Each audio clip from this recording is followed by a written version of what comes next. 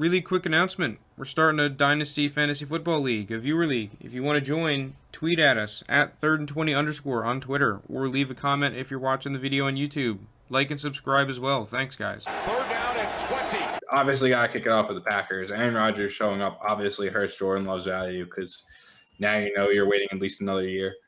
Does it hurt it that much, though, if now we know that this is going to be his last year? Like, there was always the chance he could stay for multiple years. Like, I feel like people think... There was a belief, though, that this was Jordan Love's year, you know? Like, maybe, yeah, there was a percentage of it, but there was also still, like, a decent chance that, like, somehow they resolve it and Green Bay signs him to, like, a 3-year extension. Like, now we know this is his last year in Green Bay. It's the last dance, Louis. The last dance, him and Devontae. So it kind of evens out because there was a chance that it was that this could have been Love's year, but I wouldn't hate it if I'm a Love owner knowing that he'll have a shot next season. As for how that goes, no idea. I'm still not someone who has a ton of faith in Jordan Love. I want to hear your guys' thoughts. Well, there's a reason the Packers are like bending over backwards and trading for Randall Cobb. Like, I don't think obviously Aaron Rodgers. Quarterbacks. Yeah, hold on. Yeah, I would say that could be because Aaron Rodgers. Yeah, Aaron Rodgers is really good, but like they are bending over backwards. Like they're not comfortable enough where they were with Brett Favre to just be like, all right, see you. Like go play for our division rivals or go play for the Jets. Like we don't really care. Like Aaron Rodgers is still good. Jordan Love. They brought in Blake Bortles to help boost their team. Like they had, what was his name? Was it Tim Boyle last year? Tim something was the quarterback last year who he was going to be the backup the entire time. So it's like, again, this is also Jordan Love who they did trade up for, but he was a late first rounder. We did a thing about second rounders on our, Twitter, 3rd and 20 on Twitter, showing that like second rounders almost never hit. Even after just pick 15 in the first round, like quarterbacks rarely hit. Like there's not a lot going for Jordan Love here. Then you're talking about Jordan Love is going to come into a team next year where who is their starting wide receivers? Like you have Devontae Adams, but he is even having contract disputes. Yeah. Amari Rodgers, who Aaron Rodgers was like, I want Randall Cobb over him. It'd be so funny if the first year, once Aaron Rodgers is gone, they draft a receiver in the first round. And it's like extremely possible. There's some good wide receivers next year that I like, but am I convinced that the Packers are going to land one of them? I don't think they're going to finish high enough to grab the main guys that I like. So that might be ending up with like a George Pickens if he declares, who I'm not as high on. Pickens is good, man. I thought the injury JT would have been all over him. The injury history kind of does have it's got me scared. The point is, let's think. We all of us put underrated for Aaron Rodgers. For Jordan Love, all of us put overrated at QB 29. Me and Jake put him as our most overrated.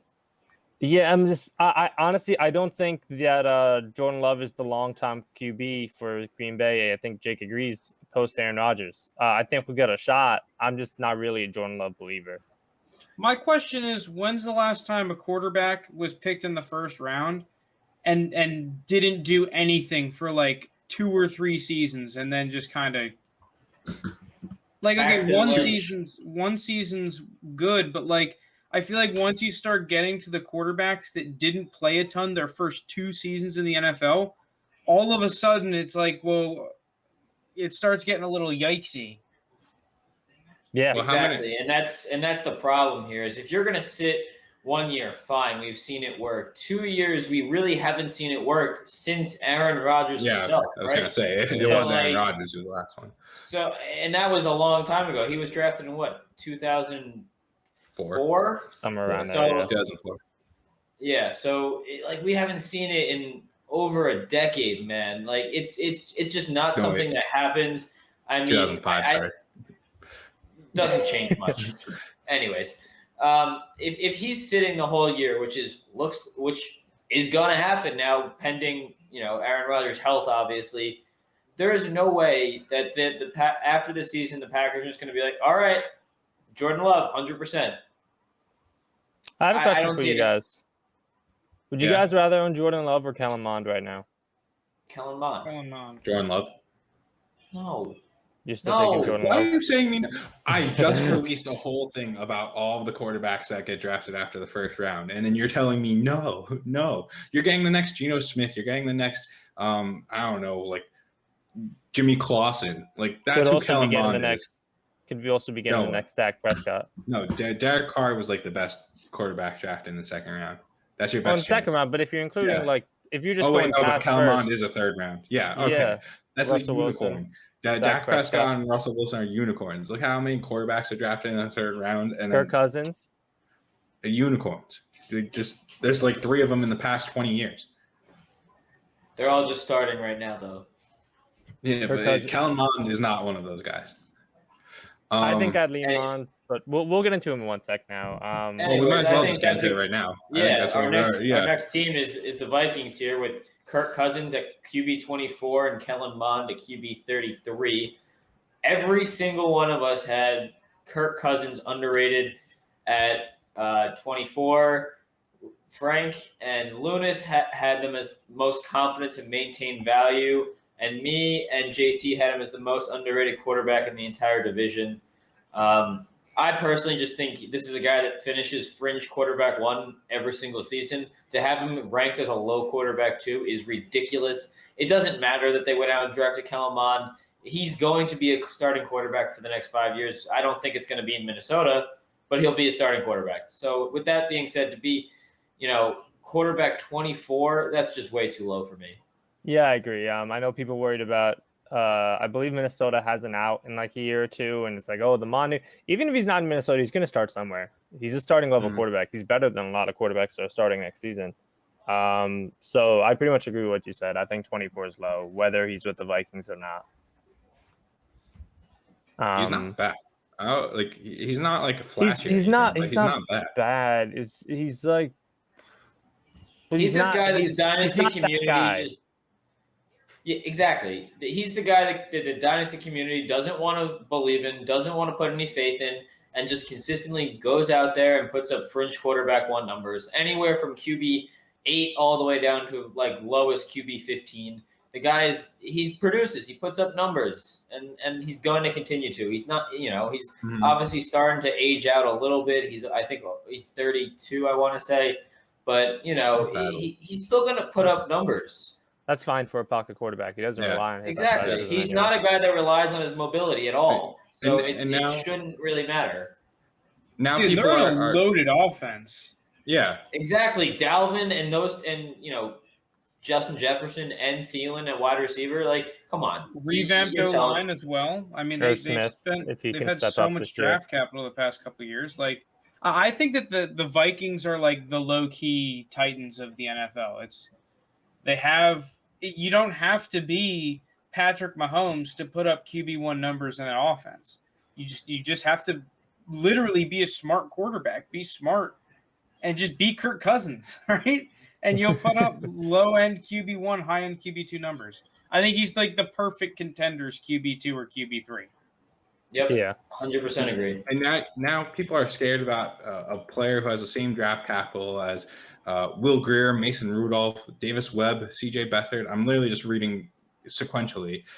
Jacoby Brissett, Cody Kessler, Garrett Grayson, Sean Mannion, Mike Glennon. Finally, you get Russell Wilson and Nick Foles, but then Terrell Pryor, Ryan Mallett, Colt McCoy, Kevin O'Connell, Trent Edwards, Charlie Whitehurst. Like, there's no one good in the third round. Kirk Cousins. You've got Kirk Cousins, Russell Wilson, and who did I just say? Prescott. Nick Foles. Dak Prescott. No, was Dak in the third? Dak was Dak was fourth rounder. Yeah. It's the same shit though. Yeah, sure, but like fourth, second, all right, maybe second's different, but Kellen Mond's a B. All right. I hope Kellen Mond proves you wrong. I'll get a Kellen Mond jersey if he does. If he ever puts up a quarterback 12 number, because quarterback 24, like if you're a top 24 quarterback, that just means you started 16 games and we're healthy. If he puts up a top 12 quarterback, I'll get Kellen Mond jersey. I'll get like a vintage one. I'll fly to Minnesota and go get it signed by him. No, okay. I'll go get to get it signed. Yeah. He's not putting up the top 12 quarterback number. That's going to be a cold take. Hot take. All right, Jared Goff. Jared Goff, quarterback 28. So he's at QB. I'm not a Jared Goff guy, but that's low. Yeah, QB 28 is low for someone who we know is going to be the starter all of next season in Detroit. My issue is it's the same one with Sam Darnold, where it's like they're not going to be in a high enough position to avoid a quarterback. I don't know if you can hear that lightning, but there's thunderstorm going on by me. The Lions are going to be right there drafting a quarterback, and maybe they sit behind Jared Goff for a year, but like Jared Goff's going to be moving to another offense at some point, or he's going to be the backup guy. That's just how it's going to work. So I get why he's so low. I think he should be a little bit higher, just because I still think he has a chance to kind of turn around. But looking around, I can't really justify moving him up much more. Like, are there any quarterbacks around him that you guys would move Jared Goff above? I don't even think it's about that. He's just super underrated. Like, we've seen quarterbacks that were drafted high in the first round that put up really spectacular seasons early in their career be able to turn it around when they move to a new team. It's not impossible. It's just, I think the big problem is that right now that Detroit offense is just terrible. I mean, the Detroit team just seems terrible. So odds are they're going to win 5 games at most, and they're going to be picking up there. And all of a sudden, if there's a sick quarterback on the board, what's stopping them from picking him up? Nothing. I will say, though, he's probably going to have the best offensive line he's had in a while. The thing is, though, like when you think about the Detroit organization, this seems like a team that is they want to build it from the ground up. I mean, you saw this draft; they only took offensive and defensive linemen. I would not be surprised if they have a very high-end pick to see this team take like a pass rusher or another dominant, just non-quarterback instead of trying to get the quarterback first, then build. This does seem like the type of organizations like, hey, we need a roster before we need all the flashy stuff. Let's just build this from the ground up, which to me, I don't know about you, it gives me confidence in Jared Goff that they have the GM that drafted him. They have a group of people that are from the Saints, one of the teams that are the best at actually developing players. So to pay quarterback 28 price, you don't even have to spend a first-round pick for a guy that could be starting there for 3 seasons plus is pretty nice. Like, you're paying Daniel Jones price. And listen, I think that Daniel Jones hate probably cheaper than Daniel Jones. But probably. At the end of the day, Daniel Jones, it's like, dude, he has a very make or break season this year. You could the risk for Jared Goff compared to his price doesn't really make a lot of sense. And the guy has, we've seen it before. He made a Super Bowl. This guy doesn't suck. He's a number 1 overall pick. Yeah. No, I agree with you. It's not a sexy buy, but to pick him up as a QB3 is a very, a really solid. We should do that in our rebuild league. Let's buy Jared Goff. Honestly. I'm in. Price is pretty cheap.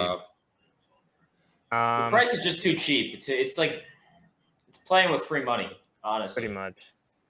I wouldn't say free, but yeah, the opportunity cost is not high to go out and get Jared Goff for what it could pay off.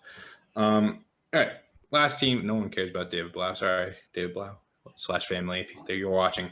My guy, Justin Fields, on the Bears. I think they've already said that he's the quarterback 2 right now for Chicago. Yeah. That's classic coach speak. I mean, Trey Lance, they just came out and said that too. So I think it is weird if you could draft him late round redraft. I think that's a solid play and just, wait out 6 or so weeks until he actually starts playing. I think this year I'm not really expecting a whole lot from Justin Fields. Next year is when I'd be. So could be a good, wait till midseason and go for a buy if he is not really showing anything. I don't know how many owners would really waver, but if you do have those kind of shit guys. People probably just paid a top 5 Dynasty Superflex pick on him. Yeah, but, if you see the I mean, I'm not like a Najee Harris guy, but like if you see like the running backs going off and you see the wide receivers going crazy that you drafted around, Trevor Lawrence is going to be starting from one, I think. So I think in startup Superflex drafts, Fields is kind of going at like the end of the second, early third. I want to say with more towards the end of the second.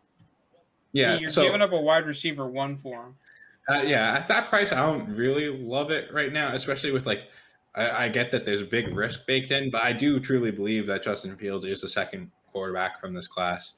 And there's enough buzz on Twitter right now and Reddit where it's like, why did however many teams, 10 teams pass on him? Why was he the 4th quarterback taken? Why did Denver draft a corner? There's enough of that going on. Where I do think his price might be, of course, now there's an ambulance going on.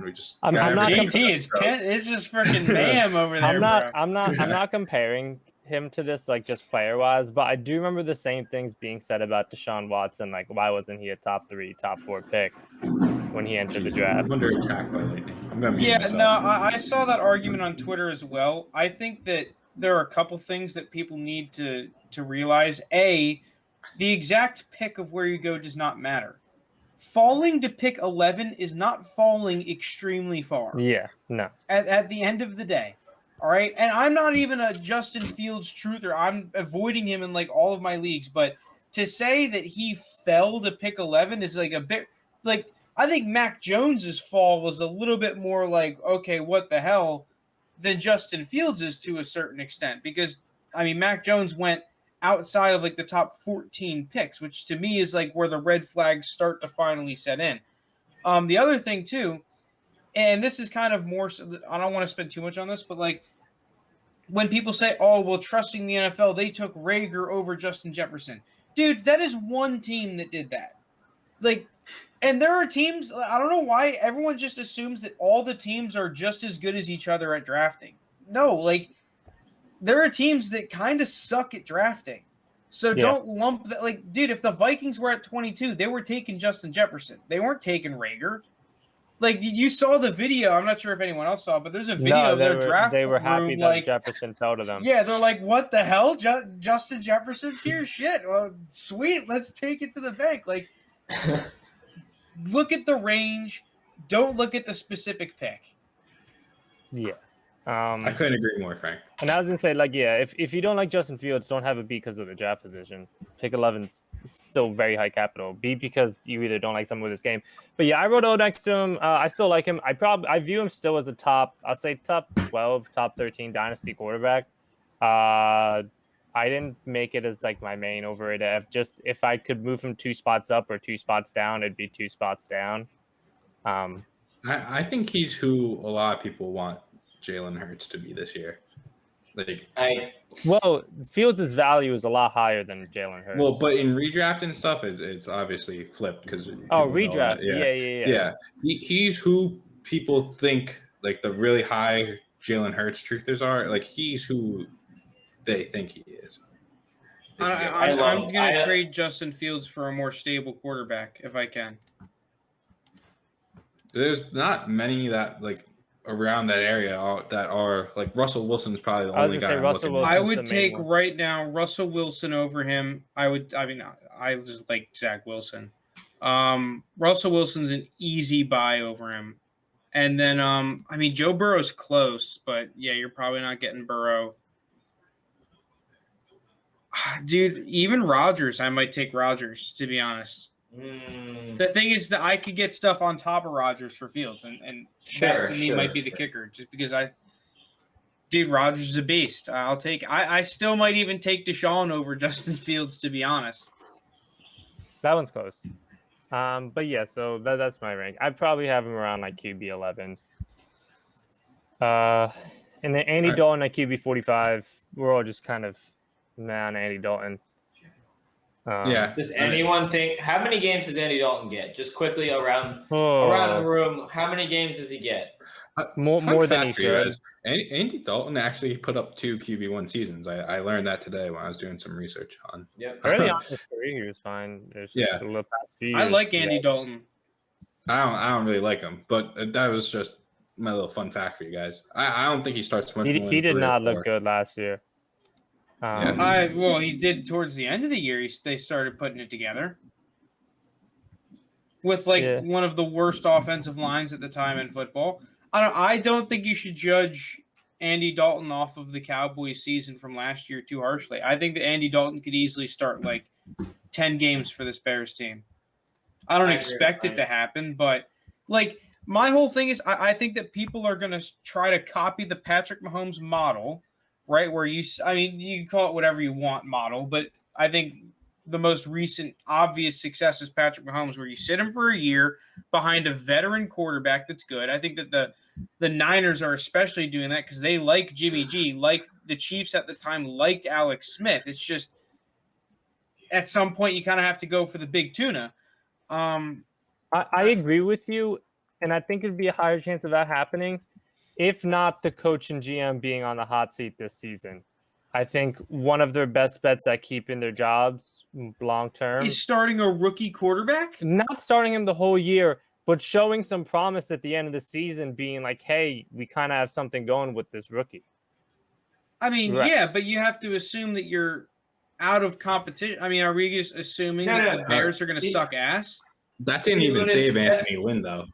See, Lounis, that's where you're wrong. If you don't start Justin Fields at all, it buys the coach and GM time because they're like, "Oh, hold on. We got this guy." That's a good point, JT. Yeah, it didn't save you drafted the next top young quarterback. I didn't save him. They were just sweet. Now we can attract a new coach. The difference I'll say with the Herbert thing is so many of the Chargers problems were outside of the quarterback position. I say the quarterback position has been one of the main problems for the Bears over the past couple of years. Besides that 1 year, Trubisky had a good year. What saves Nagy and them their jobs is making the playoffs again when they really shouldn't. If they keep doing that, you just can't fire them. And the best way for you to make the playoffs is not by starting a rookie quarterback. Because if we're going to start using data analytics, rookie quarterbacks do not have success. I don't care how good of a prospect they are. They just don't. It is very rare, and you usually have to have an insane roster. They don't have the best roster in their division. They might not even be in the top half of their division. You can make an argument the Vikings and the Packers have a better roster than the Bears. I think they do. I don't know if Andy Dalton's getting that done for you. I think your best bet is to have a good performance by a rookie QB. But, I think that's the bait. I think that's the bait. We'll see. I think they're going to take the bait too, though. I think that staff is going to take the bait.